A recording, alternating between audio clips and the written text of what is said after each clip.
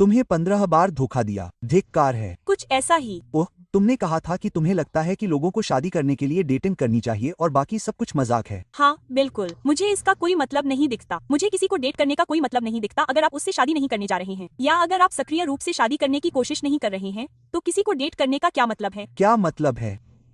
क्या मतलब है? ब्रेकअप के लिए डेट करना, दिल टूटना, फिर क्या? जैसे मुझे नहीं पता। तो ओह, जब तुम कहते हो कि शादी करने के लिए डेटिंग करना, तो क्या तुम धार्मिक हो? क्या तुम ईसाई हो? या हाँ, मैं ईसाई हूँ। किस ओह संप्रदाय से? मैं 7वें दिन के एडवेंटिस्ट चर्च में पला बड़ा हूँ, जिसका मूल अर्थ है कि आप रविवार के बजाय शनिवार को चर्च जाते हैं। लेकिन यह ईसाई धर्म है, मूल ईसाई धर्म की तरह। ठीक है। ओह, और ओह, क्या तुम शादी तक इंतजार कर रहे हो? हाँ, मैं करना चाहूंगा। जब शारीरिक संबंधों की बात आती है। हाँ।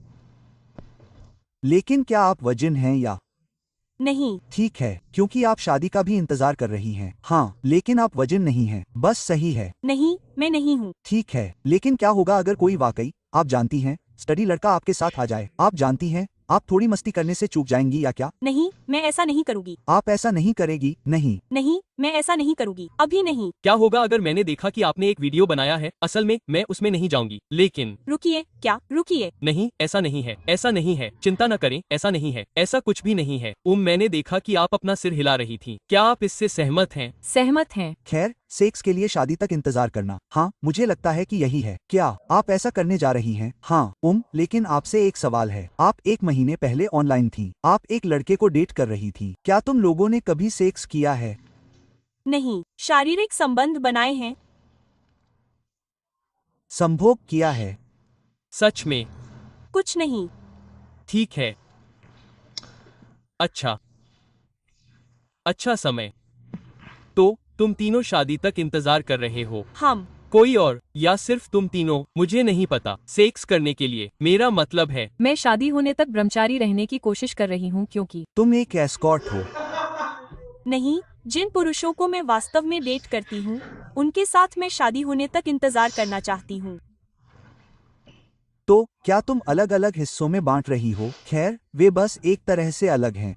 मैं तुम्हारे कहने के साथ जा रही हूँ, लेकिन जब वास्तविक पुरुषों के साथ डेटिंग की बात आती है, तो मुझे लगता है कि मैं किसी को भी डेट नहीं करूँगी जब तक कि उनके पास भविष्य के लिए कोई उद्देश्य न हो और साथ में बढ़ना हो।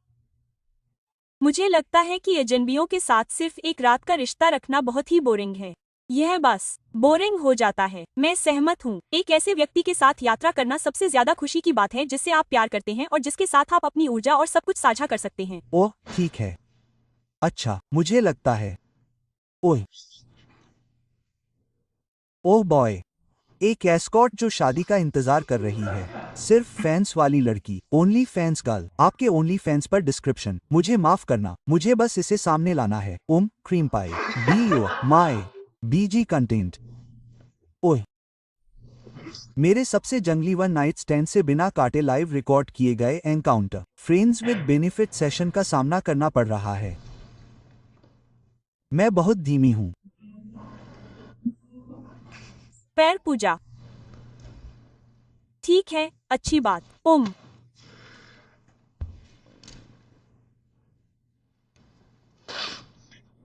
तो ओह ओह माय गॉड, मैं क्या कर रही हूँ? क्या हम म्यूजिक पर डांस कर रहे हैं? क्या कोई गा सकता है?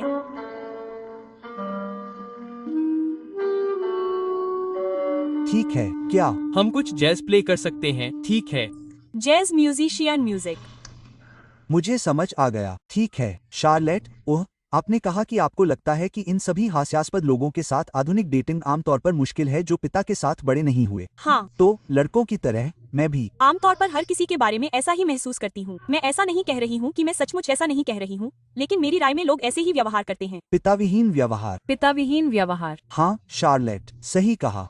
आप व्यक्तिगत रूप से आकस्मिक संबंधों से सहमत नहीं हैं। आप अधिक पारंपरिक मूल्यों के साथ जुड़ते हैं। आप लिखती हैं, आपको लगता है कि शादी के स्पष्ट इरादे से डेटिंग करना बहुत जरूरी है और परिवार और धर्म जैसी चीजों को प्राथमिकता देना भी बहुत जरूरी है। तो आप एक डे ट्रेडर हैं। अब अगर मुझे याद है, तो कुछ ऐसी चीजें हैं जिन पर हम बात नहीं कर सकते। ओह, लेकिन सवाल, मान लीजिए कि आप एक अच्छे लड़के से मिलती हैं और वह कहता है, लेकिन उसे पाने के लिए वह कहता है, मैं चाहता हूँ कि आप डे ट्रेडिंग बंद कर दें। जैसे यह आपका भविष्य है, क्या हम शादी करेंगे और बच्चे पैदा करेंगे? क्या उसके पास अच्छी नौकरी है, एक अच्छी स्थिर नौकरी? लेकिन वह कहता है तुम अपना करियर नहीं बना सकती। नहीं, लेकिन वह क्यों नहीं चाहता कि मैं काम करूँ? क्योंकि वह चाहता है कि तुम बच्चों पर ध्यान दो। हाँ घर में तो हाँ, मैं करूँगा। ठीक है, ठीक है। ओह, देखते हैं। आपने कहा कि सोशल मीडिया ने डेटिंग को पूरी तरह से बर्बाद कर दिया है। आपको ऐसा क्यों लगता है? मुझे लगता है कि लोगों के तौर पर मुझे नहीं लगता कि हमें अपने जीवन काल में इतने सारे लोगों को देखना चाहिए था। सोशल मीडिया की तरह आप किसी को भी खोज सकते हैं या बस स्क्रॉल कर सकते हैं। आपको बहुत सारी महिलाएं, बहुत सारी खूबसूरत महिलाएं, बहुत सारे खूबसूरत पुरुष दिखाई दे सकते हैं। सच है। और मुझे लगता है कि हम सिर्फ अपने गृहनगर के लोगों को जानने के लिए बनाए गए हैं और इतनी प्रतिस्पर्धा नहीं है, मुझे लगता है, या पोर्न जैसी बहुत सी चीजें नहीं देखनी है। मुझे लगता है कि पोर्न भयानक है। मुझे लगता है कि इसे अवैध होना चाहिए। ओनली फैंस के साथ भी ऐसा ही है। और मुझे पता है कि आप लोग ओनली फैंस करते हैं, लेकिन यह मेरी निजी राय है। मुझे लगता है कि यह समाज में हर किसी के लिए हानिकारक है। हाँ, और अगर आपको लगता है कि अगर आप किसी खास स्थिति में हैं तो आपको ऐसा करना ही होगा, यह एक बात है। लेकिन व्यक्तिगत रूप से मुझे लगता है कि यह समाज के लिए हानिकारक है। यह सामान्य रूप से हानिकारक है, कोई नहीं।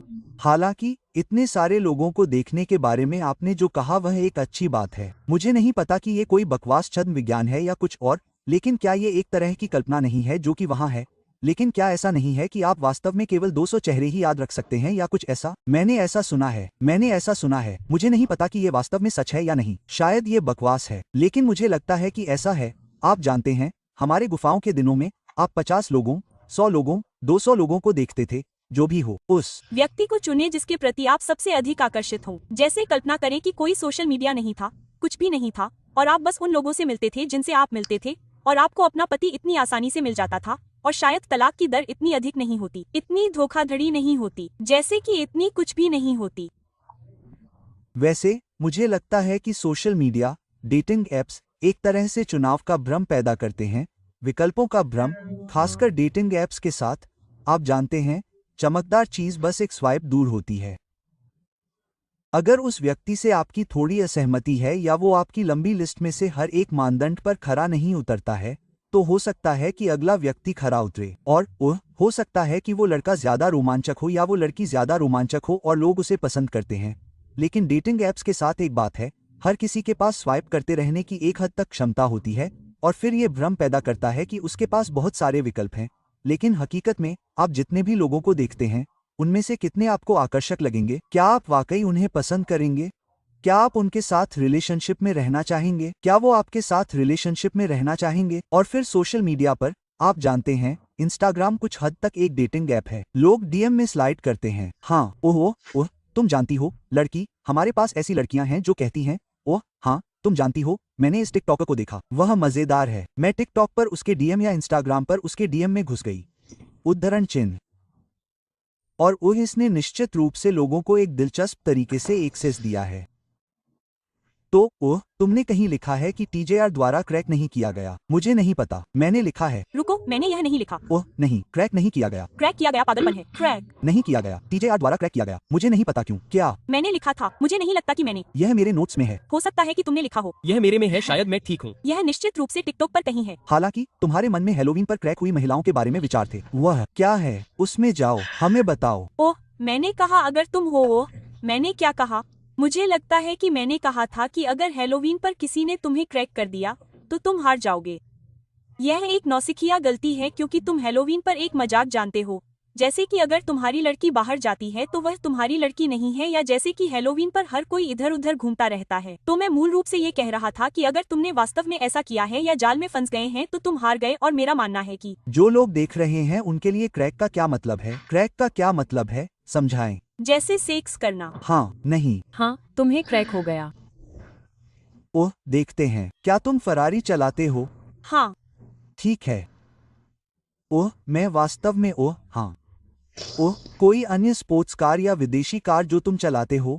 नहीं, अभी के लिए बस इतना ही। ठीक है। और तुम जुआ भी खेलते हो? क्या तुम जुए के बारे में बात कर सकते हो? मुझे भी नहीं पता। हाँ, ठीक है। नहीं। मुझे ऐसा लगता है कि मैंने आपके पेज के वीडियो देखे हैं, अब जबकि नहीं, मैंने आपके वीडियो जरूर देखे हैं और मुझे याद है नहीं, नहीं, मैं अचानक से बहुत तेजी से उछला था। 2 महीने, वो बहुत अजीब था। हाँ, लेकिन हाँ। बधाई हो। धन्यवाद। आपने आखिरी बार कब जुआ खेला था? वेगास में। पिछले वीकेंड पर। आपने कितना जीता या हारा? मैंने लगभग $30,000 गंवाए।